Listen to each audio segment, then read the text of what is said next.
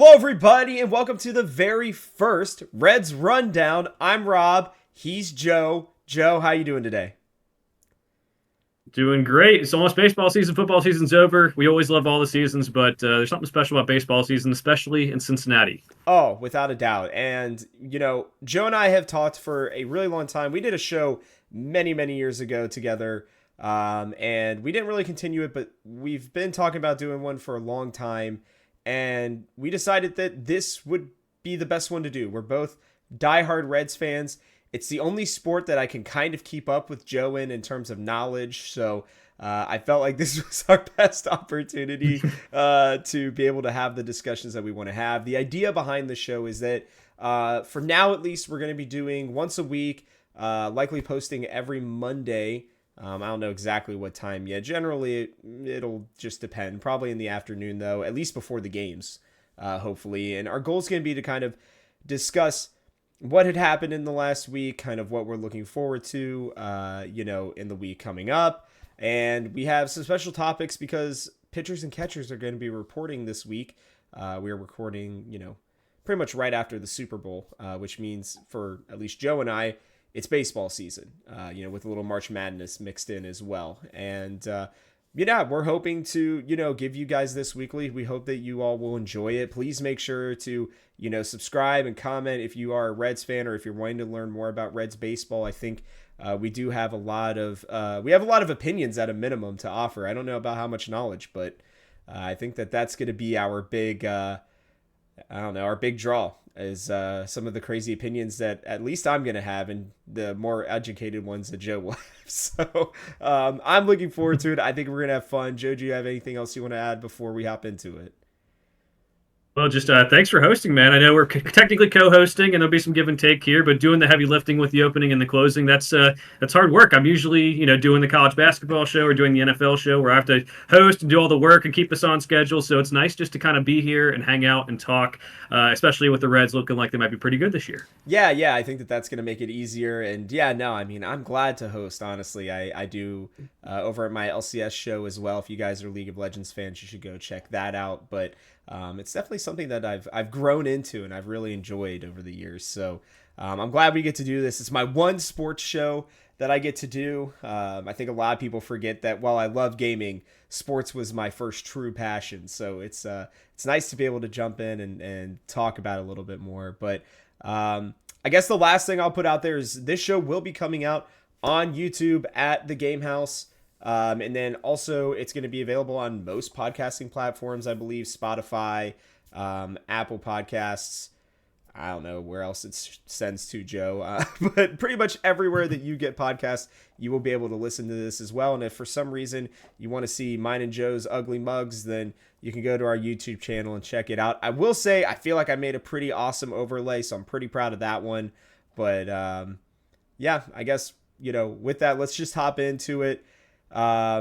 We wanted to talk a little bit about our impressions of the 2023 season, because I think that that's important for you guys to understand that, again, we've been lifelong Reds fans, both huge baseball players growing up. Even we're on a softball team together that was really good. I'm sure you guys will hear about our softball team at some point as we talk about this season. But in all seriousness, I do think it's important to discuss the 2023 season because I don't think you or I had the expectation that the team would be within a game or two of actually being in the playoffs, which I would have just loved to have seen if this team could ruffle some feathers. We saw the Diamondbacks do it in the National League this year. And I guess I'll start quickly by saying that not only did this team exceed my expectations, but I think a lot of the young players showed it feels like they took a lot of major steps just through the playing time that they had, which excites me for this coming season. But Joe, what were your kind of impressions of the 2023 season? Oh, complete overachievers. We were so close to having a disaster of a season. If you look at the opening day lineup based on what it was, and then a couple months into the future, we start getting these young guys coming up, and you're like, all right, they'll be okay. They're good prospects. Mm-hmm. They're not going to light the world on fire. Even Ellie will have his struggles, but it's not going to be this huge season where they're actually going to compete for a playoff spot or anything like that. And then you kind of look up and they go on a streak in the middle of the summer and put themselves in a good position, and they kind of taper off at the end a little bit. But total overachievers from the young guys. Some of the veteran leadership was good. It's going to look a little bit different this upcoming year, but I also think the pitching was good. They found more pitching than I thought they even had, and I think the guys came out of nowhere to be good. Andrew Abbott really stepped up and did more than they ever expected to do. So complete overachievers. We just can only hope that they do the same this year when they have a little bit more going for them.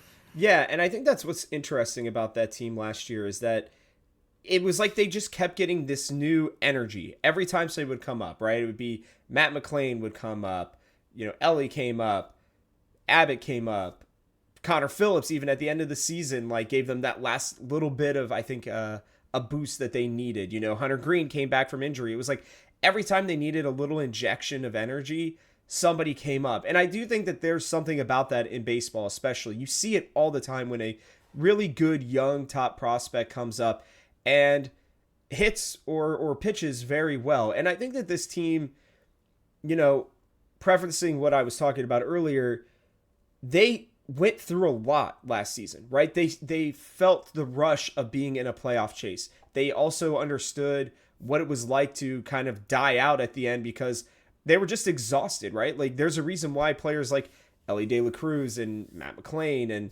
a bunch of other ones didn't play in winter ball. And I think it was to actually give them a full time to rest, get into their offseason routines. It was something I was listening to on 700 WLW. I forget who was on, but they were talking about how it was really interesting that when Joey Votto, it might have been Charlie Goldsmith. I think it might have been him. I think he was talking to somebody on 700. And he was saying how during the offseason and during spring training and everything, players like Joey Votto, he remembers, had a routine. They knew exactly what they wanted to do with every at-bat that they have in spring training and, kind of the reps that they needed to get ready for the season.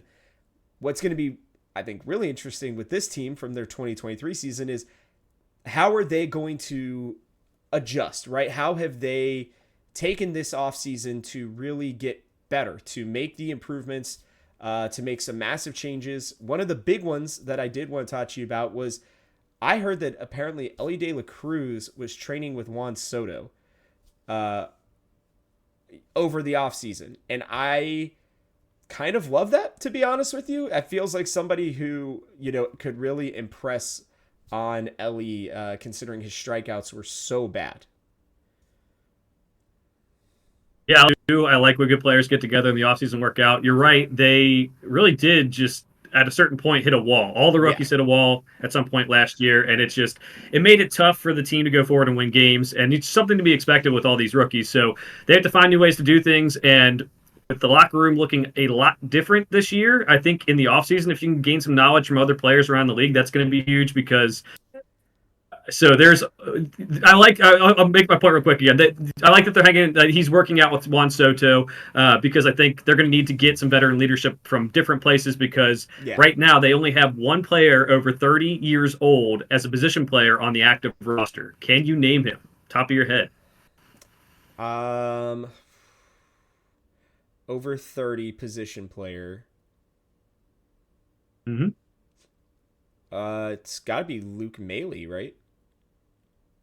Bingo. There you go. He's the only one over 30. Woo! So, this is a younger sport. Everyone's going with analytics. Everyone's saying, hey, a 33-year-old guy hitting 265, maybe not as valuable as a 23-year-old hitting 257 or something, right? So that's how the sport's going. But there's no Joey Votto in that locker room. There's no even like guys like Kevin Newman who were older last year. Yeah. There's not a lot of experience to build on. It's like Luke Maile, Tyler Stevenson, Jonathan India, TJ Friedel is a little bit older, but doesn't have the experience that other players do. So I think it is important that he worked out with them. I think he can pick up some things, and especially the way that Soto tracks the ball when he's at the plate. I see him do his little strut when he takes pitches. Shuffle.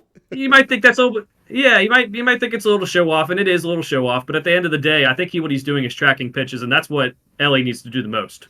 Yeah, and I think, one of the things that I loved last year is I saw Ellie and a lot of the young players apparently spending a lot of time with Joey Votto, right? It was like after every at-bat, he was there on the iPad going through that at-bat with Joey. And I think that while we didn't necessarily see, because I think something that people don't understand is it takes a lot to make in-season adjustments. like especially significant ones. And Ellie has always been a free swinger. Like I know everybody's like, well, he walked a lot and everything down in the minors. I think a decent chunk of that was because they were scared to pitch to him more than anything. But once you hit the top level, those dudes, they're not afraid to pitch to you because, well, they're the best of the best and they're going to give you their best and they expect your best, right? And so when I look at his development, I'm actually thinking that he will trend. He won't be that 340 hitter we saw at the beginning of, June and July, right? Like that's not what he's going to be. I think he's more likely to be somewhere between the 280, 300 range at his absolute peak. But, I think he won't strike out as much. I still think he'll strike out a decent amount. But for him, it's about, just putting the bat on the ball and letting his speed play, letting his just natural power. And I've even been seeing some different tweets and stuff of the fact that he's changed his swing almost completely. The long loop is gone. He's already way more direct to the ball. His hands are getting through the ball, I think, a lot quicker. And that's saying a lot considering how freaking strong his hands already are. So the fact that he's working with Juan Soto, he's cutting down, I think, his path to the ball time with his swing. And I think the fact that, he's going to have all that experience already. He seems like he's a pretty smart guy. And he's obviously got, a bunch of crazy tools. So I'm personally really excited to see what he does next year. He'll probably get into another slump at some point. It's going to be, how does he get himself out of it? And I think the last point here that you were talking about too is a really important one. And we'll, kind of, I think, dovetail this into our conversation about the offseason signings. Yeah, they are going to be young. I believe they're going to be the third youngest team in the MLB by the time the season starts, somewhere around there. It's like them, the Guardians, and the Pirates, maybe, I want to say something like that. And that's not really a big surprise to me because I think that, Nick Kroll and I forget who the new GM is since Kroll got moved up technically, but there's, I think that their mindset has been for the last couple of years, reload and have prospects that can come through the system consistently. And they've seen that that's what has made teams like the Dodgers and the Astros really successful. And I think that that's the mindset that, most of these teams are going to start going with. And at least for now, I think that that's what they're going to need. But I think Luke Maile and, India and Stevenson, like they've been around guys for long enough to where they're going to, I think, bring plenty of position player experience. But I do worry about the pitching experience. That's the one that I think, even with the signing of Frankie Montas, that's the area that I'm most worried about is that, yeah, Lodolo and Green have plenty of innings under their belt for these last few years, but there hasn't been like that vet to kind of lead that group yet. And so I guess hopping into our offseason, conversation, let's start with this. Who do you think was the most significant signing in your mind? Which player, I don't know, excites you the most moving into next season? Well, first of all, I got to correct myself. Jeimer Candelario is 30 as well. He turned 30 this offseason, so that got to me too. But I think my favorite offseason acquisition, I think it would have to be Candelario. Okay. I wanted them to go get a star this offseason. It didn't do that. I think, we were talking offseason, like I'd give it a B. They got so much depth now, infield, outfield, especially if you consider Steer being more full-time outfield now. Yeah. Pitching, as you said, with Montas, and they had good pitchers last year. They just got hurt. You give the offseason a B, but you get a guy like Candelario in this ballpark, a switch hitter, because we know that David Bell likes to platoon guys or put guys in certain situations where they're hitting against guys, opposite hands so they can see the ball better. I think he could be a huge help. He's a guy who's been around the big leagues. He's shown that he can hit. And when these guys maybe go through slumps again, because they're still second-year players, it may not be as bad as the first slump they had. This guy maybe can carry them through some games because everyone else has proven to be a little streaky on this team. So I would say Candelario, it's the closest thing we got to a star this offseason. It doesn't mean we didn't make any other good signings. I really like the depth we got and some of the pitching guys we got, but I think he's the kind of the key here because it's the closest thing we got to being a star to kind of push this team forward from where they were last year. He reminds me a lot of the Nick Castellanos signing, mostly just because I think he was underrated. And when Castellanos was coming out, he was a big doubles hitter because he played in Comerica. That ballpark obviously plays huge.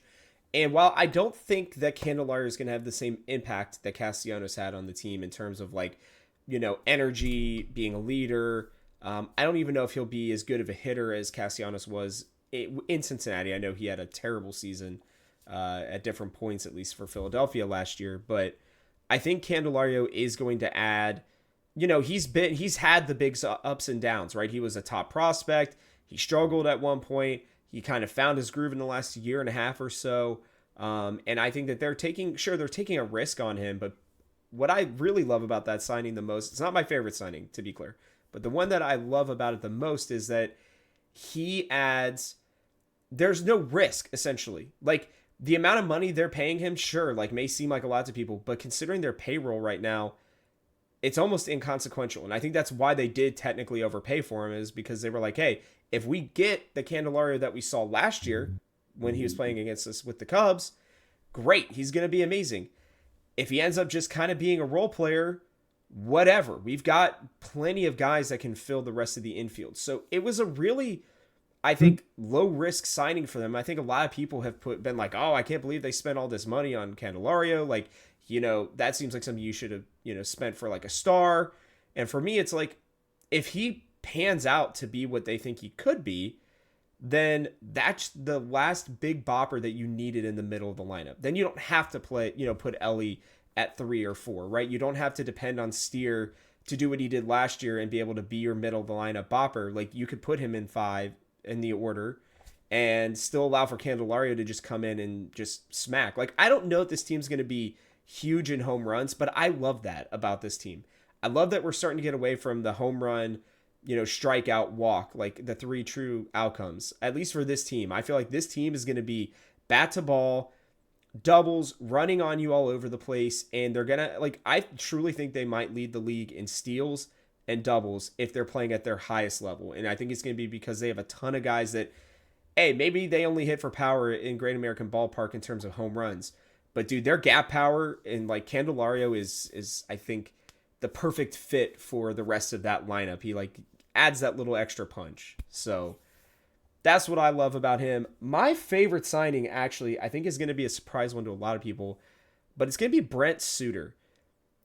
The main reason for that is this dude is a ground ball machine, right? Which I think plays extremely well. Not only that, but he's coming home to play for his hometown. Sure, he might be a little nervous to start. I think that that's pretty natural, but he is older. He's actually one of the older guys, and he brings a lot to the bullpen considering he's been around long enough. He's learned how to pitch, I think, in a lot of different situations, and I think he adds that lefty that makes it so we don't have to rely on Alex Young to do every single lefty, opportunity. And while he was, I believe, technically the last major signing for the team, and you and I even said, we're like, yeah, they're probably not getting anybody else. What do they even need it for? Like, now the bullpen has a competition. They signed 3 guys that I think are likely going to end up in the bullpen. I know it's controversial that Nick Martinez may not, but like, dude, they got 5 pretty good pitchers right now. I don't know that Nick Martinez, they signed him for starter money, whatever. I don't think they expected Frankie Montas to be as available as he was, honestly. I think that's kind of how that played out personally. But I love this signing because I think he's going to play his butt off to be, able to make his hometown proud. It's going to be probably really nice for him to just be able to stay with his kids and his family for most of the season when they're not on the road, instead of playing somewhere else and having a house here. And I think he's going to come up really big in the middle of games. He may not necessarily be a back end guy by the end of the season, but I think those middle innings were something that we really struggled with at times during the season. And to have a guy who's just consistently going to get you ground balls in a ballpark like Great American, I think he only gave up 1 home run in Coors Field last year, which is absolute insanity because it even flies out more there than it does at Great American Ballpark. So, if he only gives up 1 home run this whole season and gives us, 60 to 70 quality innings for the year, I think he could end up being one of the most underrated signings for the team without a doubt. Yeah, I'm with you. I think the bullpen got a bad rap last year because they did give up some key runs, but they played really well. They outperformed all their expectations too. They probably, even more than the young guys, outperformed their expectations. And I think Suter will give you more options. And I also think, David Bell, I will say he did a good job last year, but I think one of the things that he kind of came up short on was he taxed that bullpen too much. There's Yeah. certain points where you need to leave the starters in just so you can save the bullpen. Mm-hmm. And he kept on doing that. So now if you have more arms, that gives you more depth, more reason to be able to kind of put guys in earlier or 6-man rotation. So Suter's a good one. He's coming home. I know, Rob, I mentioned this to you last week. Mm-hmm. I really like, he's not going to be on the opening day roster, but Josh Harrison, Yeah. the signing, another Cincinnati kid, Princeton High School, utility guy, played everywhere, another one of these veteran guys who's, obviously played every position so he can help multiple players on this roster get better. He's hit pretty well. I think a one-time All-Star, I think, for the Pirates. Not going to give you what he used to give you. He's had some rough years. Mm-hmm. But if any of the good infielders go down, because right now it is still overstacked, like there's too many to even play every day. And he's can be the first guy coming up. He can give you some life. He can give you some experience.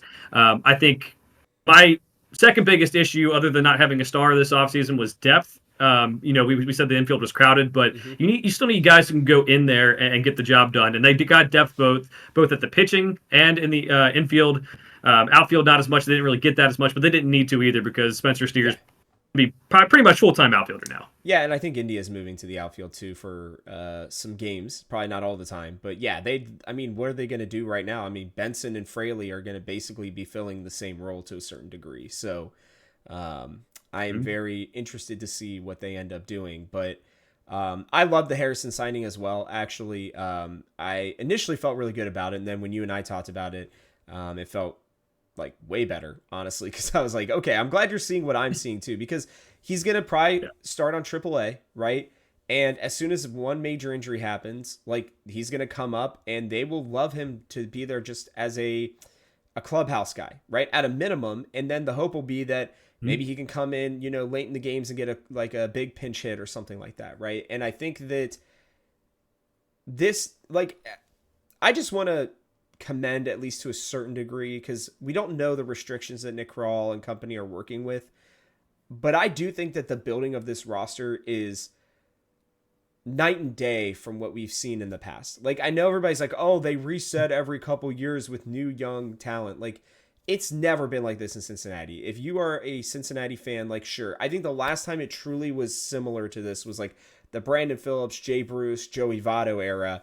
And that was one of the best eras in Reds baseball for the last 30 years, right? I mean, truly, that team was so much fun to watch. They went out and got pieces when they needed to, when they went out and got the Sean Marshalls of the world and, Coco Corderos and all those people, like to really, I think, add to the areas that they were struggling in most. I think that that's what they're going to do with this team, is I think that they are going to let things ride for the first 3 months of the season. And then once the trade deadline comes, as long as they're not, just playing completely out of it, which I feel like that's one of the lower potential outcomes with this team, to be honest with you.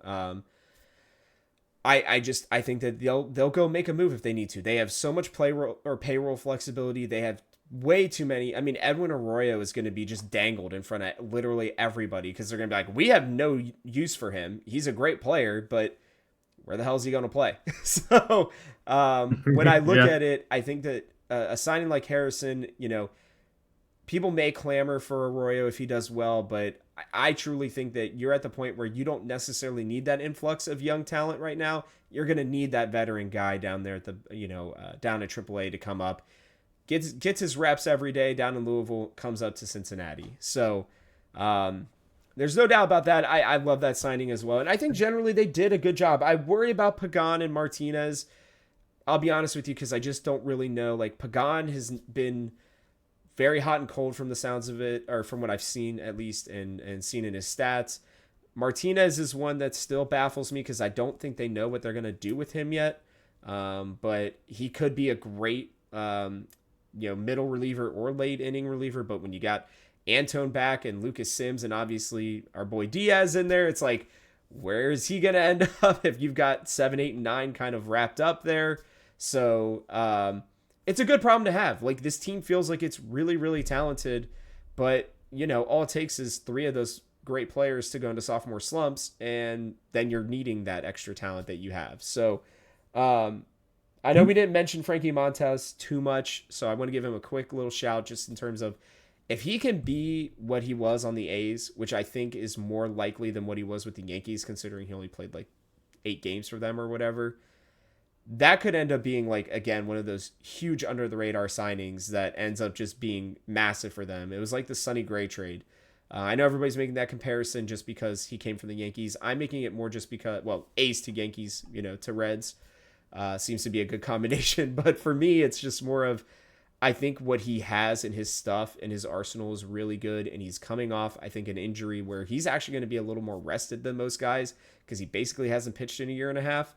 And I think that's just going to give him the opportunity to just let it fly.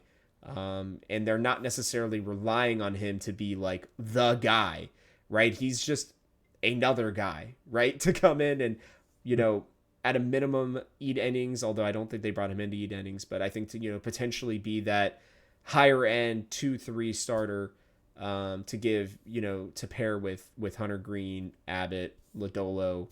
And that'll be a conversation we'll probably have maybe even next week, is just who's going to be in that starting rotation, because that one is going to be something I think everybody's going to be thinking about as well as we kind of head into the season. But before we go into our last topic here, is there anything else you want to say about any of the offseason signings?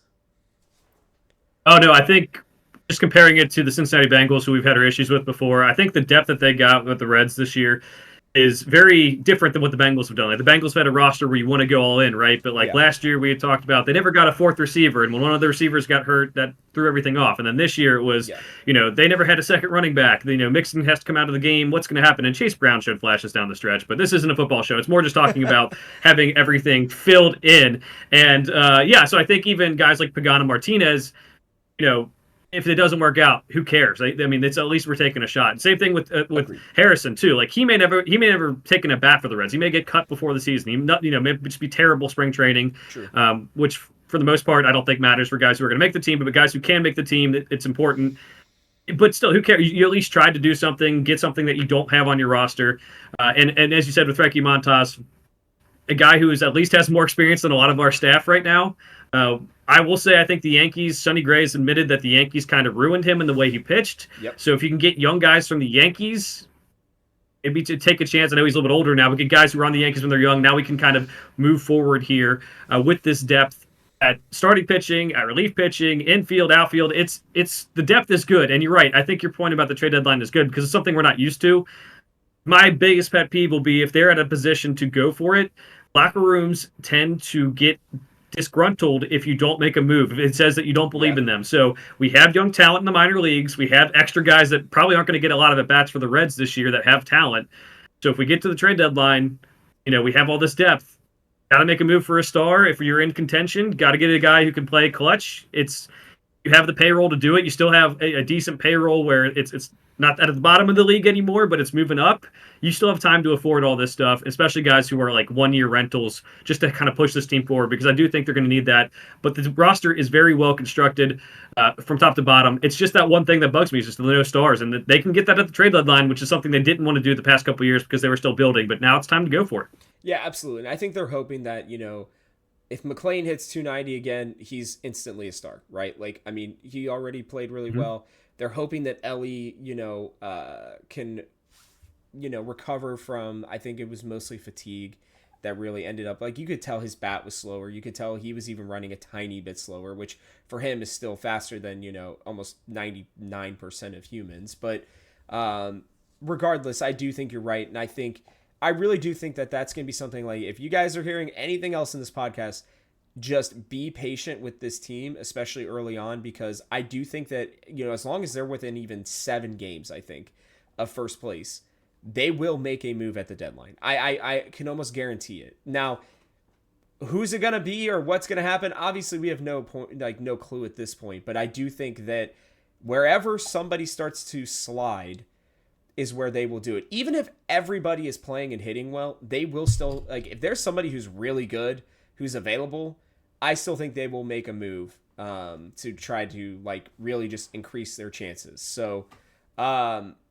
leading into, I think, this conversation that we've had about all the young talent, where people are going to play, what's going to happen. The news most recently that came out was Jonathan India signing a 2-year contract, $8.8 million, I believe. Yeah. 3.8 in 2024, 5 million in 2025. Cutting out some of those arbitration years for him, right? I will be honest with you, I was surprised. I did not expect them. People may think like, oh, it's just a 2-year deal. Like, there's a lot of implications with that 2025 year, right? Like, they were going to get a deal done this year. It doesn't really matter. But the fact that they have it on the books already for 2025, what they want to do, I have to wonder, is it the leadership that everybody keeps talking about? Because, like, I've been watching those videos that they've been putting out where they're interviewing the players, and I think the social media team has done a great job with this already. Clearly, they got a ton of content at Reds Fest. But, everybody said, like, India's our guy, like, he is our leader, all that kind of stuff. I've been a little worried, like, can he be unselfish enough? Which he seems to be able to, at least from what I've seen in the past. But, like, to know that, like, he's no longer the everyday second baseman. He's no longer an everyday starter in quotations, like, just because I think they are going to be moving so many people in and out of the roster every day, or the lineup every day. I wonder if that second year is so that maybe if they do trade him, it makes him a little bit more attractive for somebody as more than just a rental piece. Like, I don't know. There's a lot of implications. I'm curious, Joe, what your thoughts are, because we talk a lot of Reds almost every Monday anyways before our meetings. We have not had a chance to talk about this signing yet, and so I think this is one of our prime opportunities. Yeah. I'm going to say I do like the signing. I think this is something that is just a bad situation for Jonathan India, and honestly the Reds too. Like, it's good to have the extra infielders, but he didn't have a good year last year. He's dealt with injuries in his young career. This is a low-cost deal to them, especially given the rest of the payroll, which is still very low, to say, hey, this year we're going to give you some at-bats. You might be playing DH. You might be in the outfield. You might be still at second base for some games. Someone's going to get hurt. It always happens, especially with the Reds. But you're going to get a chance to reprove your worth here. Maybe it's a deal where we trade India for an ace at the deadline because our starting pitchers get hurt again. So, like, it's a way to say, hey, we like you. We want you to be here. The play didn't warrant maybe playing every day over some of these young guys.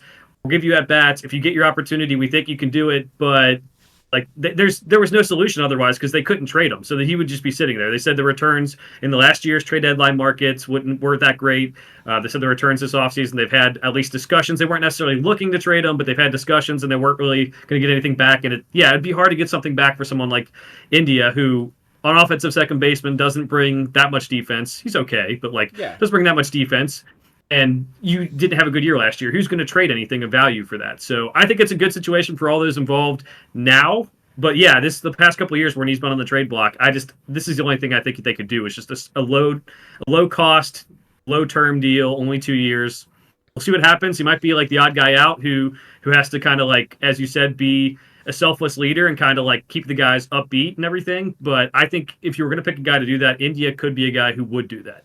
Yeah, and I think that he's better than the numbers show too. Like, I do think that he has been clutch at many different points. Like, I think even defensively he makes really big plays. Sure, he has big blunders too, but I think his clutch factor is pretty high, which is important to a team, especially a young team.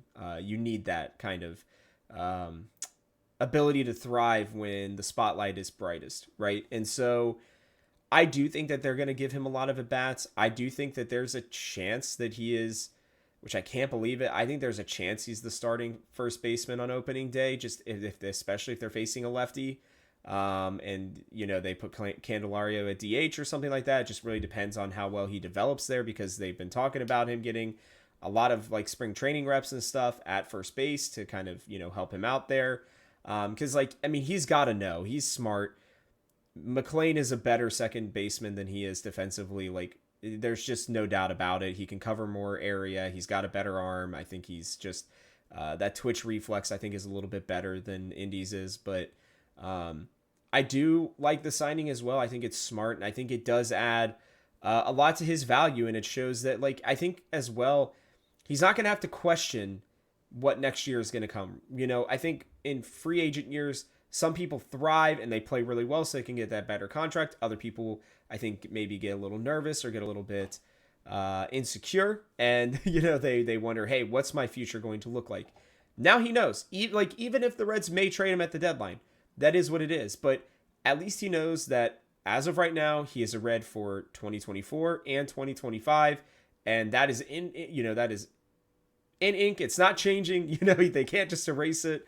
The contract is done. So, again, sure, he could be traded, but I do think that I think it's good too. And it allows him probably to lead with more confidence, knowing that like, hey, my financial situation is taken care of for now.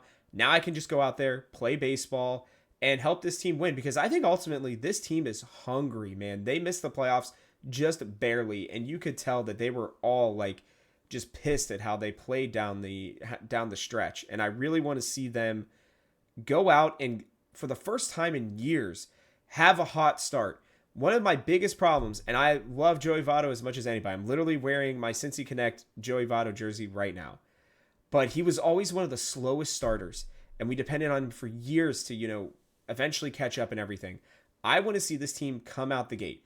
If they have some dog days of August, that is what it is. Rest up for 2 weeks in August and just, figure it out down the stretch in September. But for right now, like, I want to see them come out hot. Like, I would love to see like a 19-6 start in their first 25 games. Something cool like that I think would be really fun. I think I've already put a decent amount of money down for them to win the Central. I can't believe the odds are still like, up until the Brewers made that trade, like, people still had the Brewers in first place or the Cardinals in first place.